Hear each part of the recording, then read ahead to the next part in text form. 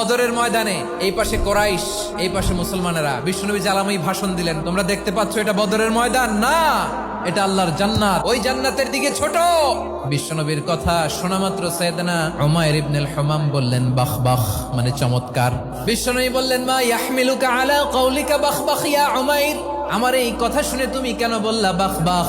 ইয়া রাসূলুল্লাহ, আপনার এই কথা শুনে আমি বড্ড খুশি হয়েছি, আর আমি প্রত্যাশা করছি আমি যদি ওই জান্নাতের মালিক হতে পারি তাহলে কতই না ভালো হতো। সুবহানাল্লাহ বলেন। বিশ্বনবী বললেন উমাইর আনতা মিন আহলিহা, তুমি ওই জান্নাতের অধিবাসী, তুমি জান্নাতি। উমাইর চিন্তা করলেন আমি জান্নাতি, নবীর মুখ দিয়ে যখন বেরোইছে ওই জান্নাতে তো আমার ঢুকতেই হবে, কিন্তু হাতে 3টা খেজুর খেয়ে যদি জিহাদের ময়দানে যায় তাহলে জান্নাতে যেতে তো দেরি হয়ে যাবে।